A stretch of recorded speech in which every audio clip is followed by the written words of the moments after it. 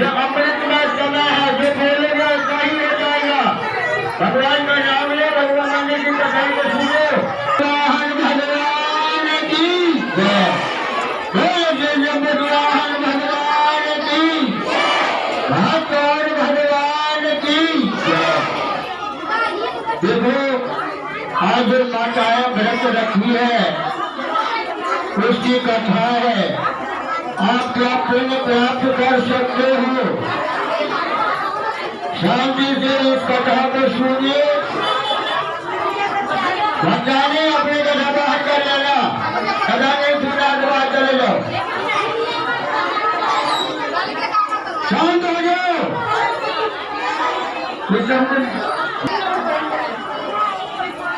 माँ पार्वती ने महादेव को प्रसन्न देख करके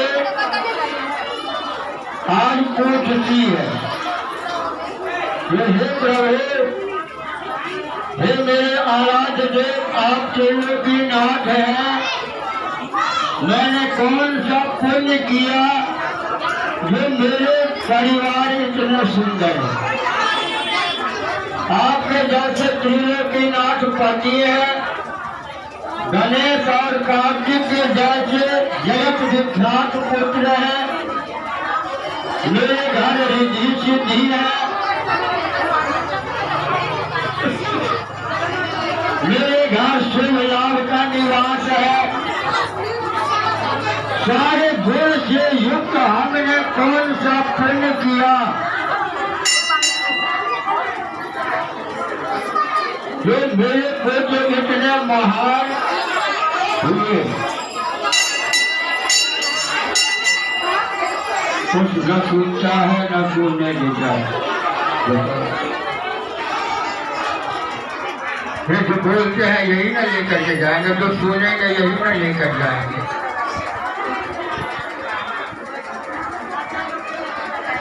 महादेव कथा सुना रहे हैं। जो वृत्रासुर दैत्य था तो स्वर्ग पर चढ़ाई कर दिया, इंद्र को भगा दिया। महादेव कथा सुनाते हैं संतान को आरोग्यता, गणेश और कार्तिक के जैसे संतान की प्राप्ति का उपाय आपने जो किया है वो कथा तो मैं सुनाता हूँ। कथा सुनाने हैं जो जिम्बुतवाहन नाम का एक राजा था।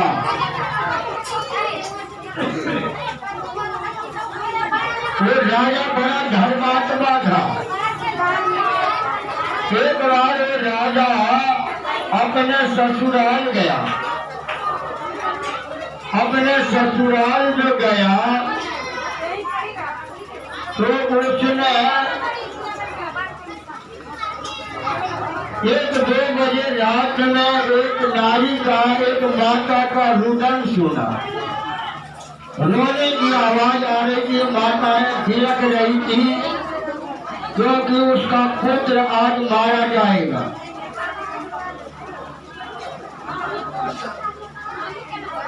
बड़ा दुखियारी थी, जो आज बेटा है कल नहीं रहेगा। माता जो विलाप कर रही थी, उसका रुदन राजा के राजमहल में जाकर कानों से सुनाई पड़ा। राजा अपने महल से निकला उस रात में, रोने की आवाज जहाँ से आ रही थी वहाँ को पहुँच गया। उसने माताओं से पूछा, माता आप क्यों रो रही हो, क्या कष्ट है आपको? वो माता सुनाती है, जो रोज गरुड़ आता है और यहाँ हमारे परिवार को खा करके मार करके रोज चला जाता है। तो हम गाँव वालों ने मिलकर के विचार किया, जो इतने को जो मारते हो क्यों मारते हो? आपको पेट भरना है ना।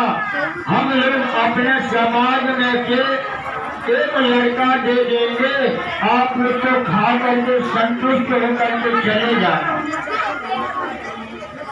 आज हमारे उस लड़के की बारी है जो आज मेरे लड़के को हम जाकर के गरुड़ को सौंपेंगे और गरुड़ हमारे बच्चे को खा जाएगा, इसलिए रो रहा हूँ।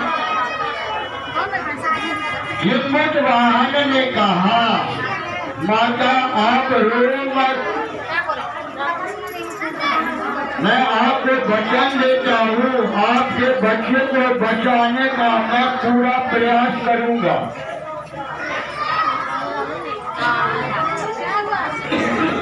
हिम्मत वाहन उनको आश्वासन दिया। जब वो समय आया तो हिम्मत वाहन ने कहा, माता आज आपका बेटा नहीं जाएगा उस स्थान पर जहाँ गरुड़ खाने आएगा, वहाँ मैं जाऊंगा। राजा चला गया। अपने समय पर वह गरुड़ आया और जो ही गरुड़ आया राजा सामने गया और गरुड़ राजा को खाने लगा।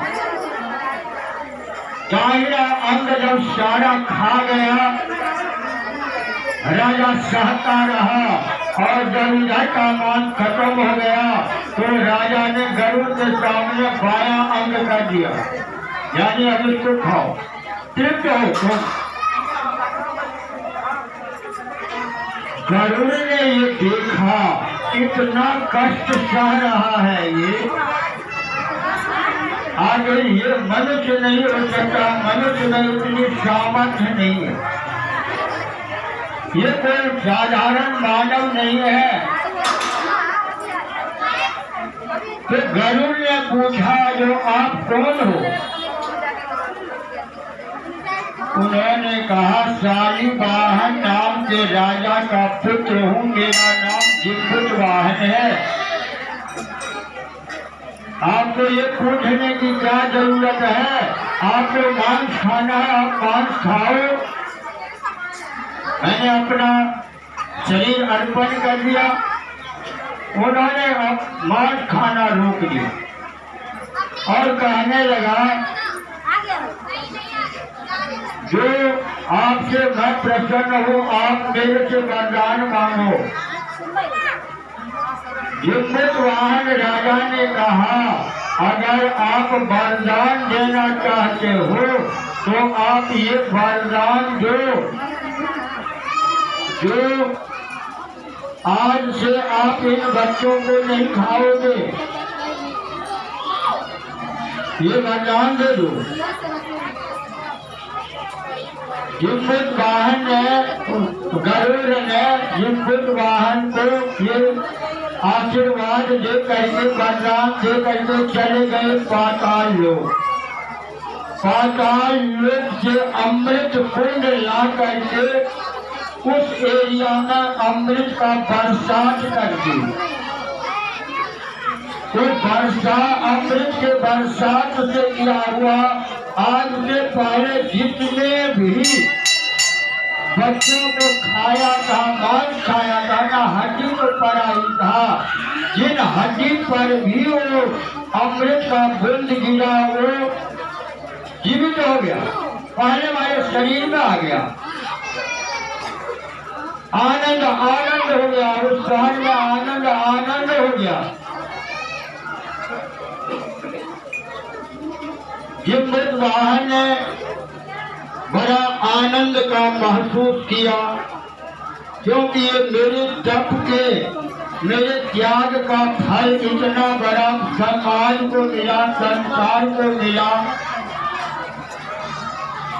फिर गरुड़ ने उनको और वरदान दिया, ये वरदान तो आपने मांगे और आज मैं आपको ये वरदान देता हूँ, जो आश्विन मास के कृष्ण पक्ष की जो अष्टमी आएगी,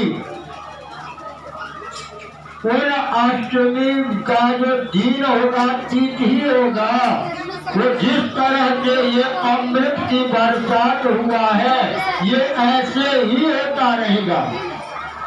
आज के तिथि का ये विधान है। तो जो माताएं हे राजा इस दिन व्रत रखेगी, निराधार रहेगी, निराकार रहेगी और इस कथा को सुनेगी, उन माताओं को कभी संतान का दुख नहीं देखना पड़ेगा।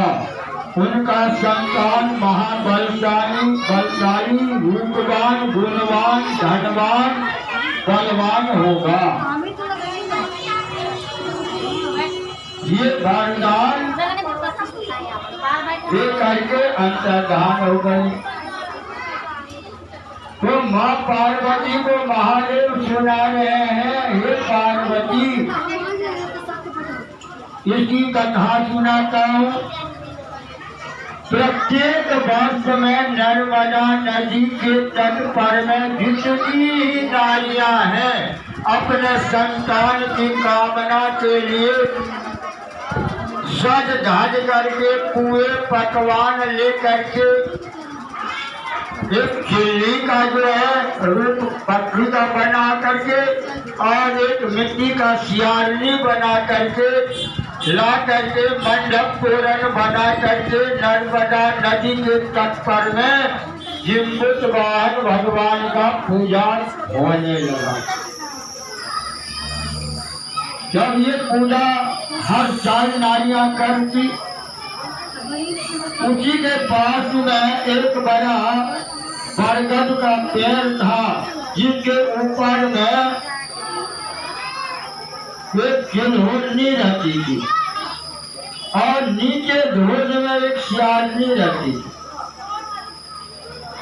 दोनों ने जब इसको देखा, जब प्राणी में शांति रहेगा, क्रोध नहीं रहेगा, लोभ नहीं रहेगा, तो ये सबको जानेगी। लोभ और क्रोध जो है, अहंकार जो है, ये किसी को ये सुनने ही नहीं देता, शुभ कर्म करने ही नहीं देता। तो नारी तब जो है निराभिमान होकर के अपने संतान के लिए व्रत करती, ये सुन करके वो दोनों ने भी विचार किया हम अपने बच्चों की रक्षा के लिए हम भी ये व्रत करें। दोनों ने व्रत रखा। जब ये व्रत रखा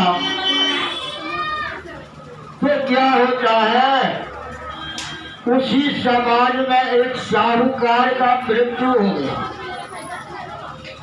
साहूकार को जलाने के लिए समाज के लोग आए, नर्मदा नदी में के किनारे पर में उसका संस्कार किया। घनघोर बादल लगा हुआ था, टिप-टिप बारिश हो रही थी, लोग चले गए। ये दोनों व्रत रखे थे। सियारनी को ये इच्छा हुआ जो ये मांस जो अधजला मांस है, बहुत मांस है, हम इससे तृप्त होंगे, व्रत को भूल गए। उन्होंने 2-4 बार बाहर निकला, खिलौनी देखती रही, ये आवाज लगाती रही, तुम सो रही हो कि जाग रही हो, आवाज नहीं आया। सियारनी चली गई। नर्मदा जी से मुंह में पानी भर भर करके लाती, अब मुर्दे के ऊपर डाल करके आग को शांत करके खूब मांस को भर इच्छा खाई और जो बचा वो ला करके ढोल में चिलवनी देखती रही। प्रातः काल जब हुआ, ये उठ करके खा पी करके फिर उसको आवाज लगाती, आज जागेगी नहीं क्या, व्रत खोलने का समय हो गया। वो जानती थी, उन्होंने कही तुम व्रत खोल लो। उन्होंने समय हुआ, घोटले से निकली, चंदू जी में स्नान करी, लोगों ने जो पूजा किया था, वहाँ जो बच्चों का प्रसाद गिरा था, थोड़ा सा खाया, वरना हो गई। दोनों का मृत्यु हो गया। दोनों का जब मृत्यु हुआ तो दोनों का जन्म जो है एक ब्राह्मण के घर हुआ। ब्राह्मण के घर हुआ जो सियारनी थी वो भरी हुई, चिल्ली छोटी छोटी बहन हुई। वो ब्राह्मण ने बड़ी कन्या को राजा से विवाह कर दी, वो रानी हो गई। छोटी जो थी उनको अग्निल नाम के ब्राह्मण की, ब्राह्मण को अपनी कन्या दे दी। जो ब्राह्मणी थी वो इस व्रत को इस समय भूली नहीं थी, इस व्रत को करना प्रारंभ कर दी। जो रानी थी वो राजमद के कारण इस व्रत को करती नहीं, उसको जरूरत ही महसूस नहीं हुआ। इस व्रत के प्रभाव से रानी को कोई संतान नहीं हुआ। बहुत समय के बाद में संतान हुआ, वो भी रोगी था, वो भी मर गया। जो ब्राह्मण थे उसको 8 संतान हुए, निरोध हृष्ट पुष्ट महान बलवान। जब उनके बहन को पता लगा जो ऐसा कांड हुआ है, तो बहन ने 8 संतान को लेकर के अपने बहन को प्रसन्न करने के लिए, सांत्वना देने के लिए, जो ये बच्चे भी आपके ही हैं, उनके पास आई, सांत्वना दी और सांत्वना दे करके वो घर चली गई। उनके घर जाने के बाद रानी को ईर्ष्या हो गई। अरे मेरी बहन है, इसको ऐसे सुंदर 8 बालक है, अब मेरे एक भी संतान नहीं है। नारी बहुत कठोर होती है, बहुत कठोर होती है, प्रकृति है, प्रकृति बहुत कठोर है। उसने कोप भवन में जाकर के लेट गई, श्रृंगार उतार करके राजा आए। राजा कहने लगे इसको भवन में क्यों आ गई? कहने लगा मुझे वचन दो तब मैं बताऊंगी, वचन पूरा होगा तो। राजा ने वचन दिया। वो कहते हैं मेरे बहन के जो ये 8 संतान है, इस 8 संतान को आप सिर कटवा करके मेरे हवाले करो। राजा ने कहा उसने तुम्हारा क्या बिगाड़ा? तुमको संतान नहीं है तो तुम दुखी हो, और उसको संतान है उसको तुम ये दुख देना चाहती हो, ऐसा सोच क्यों आया? ये पाप है। लेकिन रानी नहीं मानी। राजा ने उन 8 बालक को चांडाल के हवाले कर दिए। इनको मार करके 8 का सिर काट करके लाना, राजमहल में पहुंचा देना। चांडाल इसको ले गया, घनघोर जंगल में जाकर के अपने खड्ग से जब इन बच्चों को मारता तो बच्चे को लगता जैसे जूर घास से कोई मारे। इसका कुछ बिगड़ा ही नहीं। अंत में चांडाल थक गए। चांडाल ने सोचा राजा से जान बचानी है। उन्होंने 8 लड़कों का सिर काट करके राजा को सुपुर्द कर दिया। राजा ने रानी को सौंप दी। रानी क्या करते हैं, 5 से 8 डाले मंगवा करके 8 डाले में पीले कपड़े में 8 मुंड को समेट करके बांध करके अपने बहन के घर भिजवा, दासी के हाथ में। नियम है कहीं दूसरे के घर से कुछ भी आता है, कोई माँ अपने बाल बच्चों को वैसे नहीं खाने देता, उसको रख देता है, उसमें से थोड़ा निकाल करके फेंक देता है। इसके बाद अपने बच्चों को देता है, क्योंकि जो अनिष्ट भाग होता है वो निकल जाए। इनके बच्चे खेलते घूमते कूदते आ गए घर। माता ने 8 डालों को अंदर में रखवा दिया था। प्रातः काल हुआ, इन्होंने डाले को खोला, बहन के घर से क्या आया है? 8 डाले में एक नारियल का जल वाला फल पड़ा हुआ था। बड़ी प्रसन्न हुई। इधर रानी ने जब से भेजवाई तब से देख रही है इसके घर में मेरी बहन रोएगी, जिसके 8 संतान मारे जाएंगे और रोना तो है ही, लेकिन मैं तो रानी हूँ, मेरा क्या बिगाड़ है। बार बार छत पर जाती रोने की आवाज सुनने के लिए, लेकिन कोई रोने की आवाज नहीं आई। सवेरा हो गया, रानी ने दासी को भेजा जो जाकर के देखो अभी तक रोने की आवाज नहीं आई। जब दासी जाती है तो देखती है माता 8 बच्चों के बीच में बैठी हुई है, आनंद से बैठी हुई है। उन्होंने वापस आकर ही कहती है, हे रानी, उनके बच्चे का तो कुछ नहीं बिगड़ा है, उनका बच्चों तो उनके पास में है, 8 बच्चे खेल रहे, माता बीच में बैठी। रानी को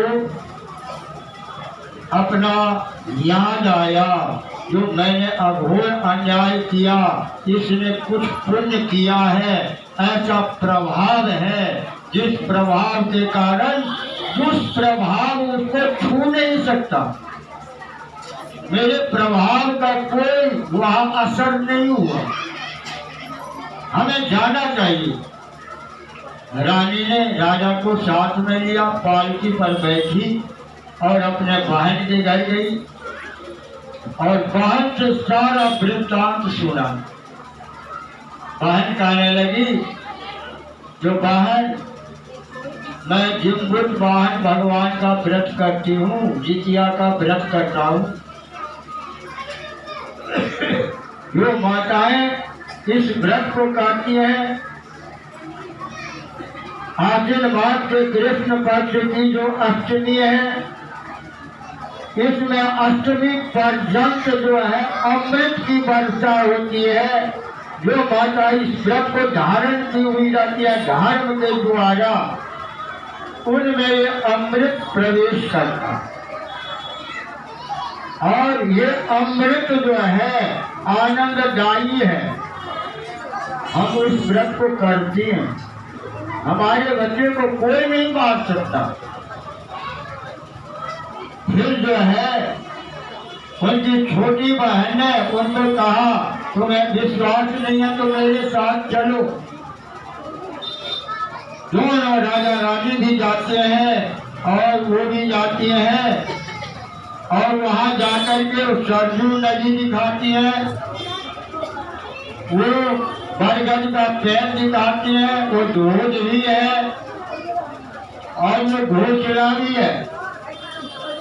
इंसान का देह टूटता, देह तो एक कपड़ा है, इंसान अमर है, मरता नहीं है, लेकिन जो पाप पुण्य है वो उसका साथी है। तो कहने लगे, हम दोनों ने व्रत रखा था ना, संकल्प लिया था अपने संतान की कल्याण के लिए व्रत रखेंगे, जितिया व्रत करेंगे, लेकिन मैं चिड़िया होकर के भी इस व्रत को की। अब मैं मनुष्य बनी हूँ, तब भी मैं इस जितिया के व्रत को करती हूँ। आपने उस समय में मुर्गे का मांस खा करके उसी समय एक भी व्रत नहीं कर पाई। अब रानी बनी हो, राजमद के अभिमान के कारण आपने कभी व्रत किया नहीं, किया भी तो उसको निभाया ही नहीं, उस व्रत का फल ही नहीं मिला। ये पुण्य का प्रभाव है।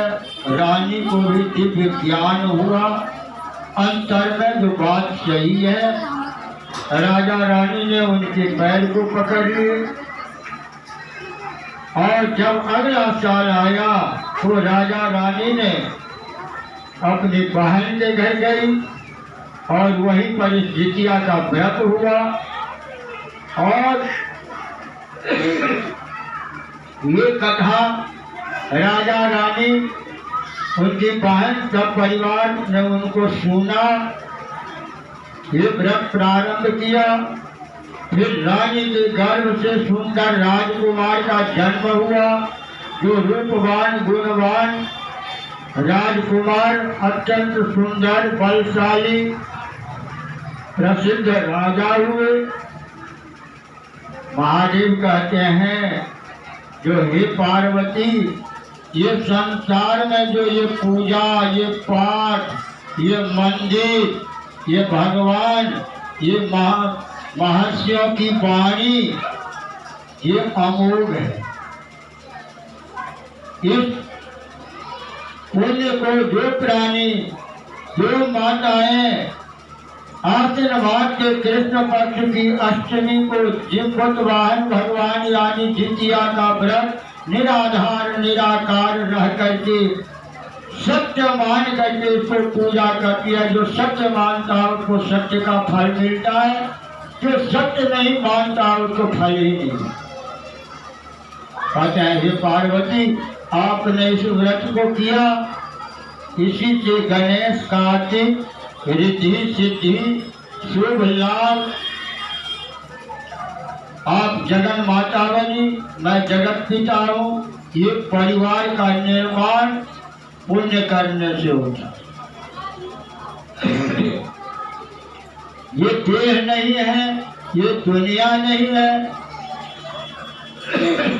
सब भगवान का रूप है, आनंद है, अमृतमय है। जो इस ज्ञान को प्राप्त कर लेता है आप अमृत हो जाता है और संसार को अमृत प्रदान करा देता है। तब जो है जिम्बत वाहन भगवान को जो आशीर्वाद मिला गरुड़ जी का, तब से व्रत की जाती है। जो माताएं अंतर आत्मा से इस व्रत को इस दिन के अमृत में पावन बेला में व्रत रख करके इस अमृत कुंड को जमा कर लेती है, आत्मा तृप्त रहती है, वो इस पुण्य को प्राप्त कर लेती है। जो इसको मजाक समझती है, केवल पूजा समझती है, वो पूजा ही करती रह जाती है। जो इसको समेट करके अपने अंदर में रख लेती है। हे पार्वती, ये तुम्हारे समान गुणवान रूपवान महान परिवार के संसारिक सारे सुख को भोग करके अपने परम लोक को प्राप्त कर, यही आज के व्रत का प्रमाण है। इसीलिए चिल्होरनी और सियारनी का इसमें पूजा होता है। इस व्रत को किया जाता है, याद किया जाता है।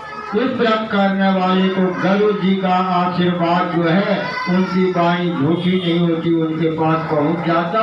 ये धरोहर और ये सुख को प्राप्त कर। श्री जगत वाहन भगवान की जय, जगत जननी माता पार्वती की जय, भक्त और भगवान की जय। भक्तों से निवेदन है, कल 6:30 बजे के बाद आप लोग नहा धो करके व्रत खोल सकते हैं।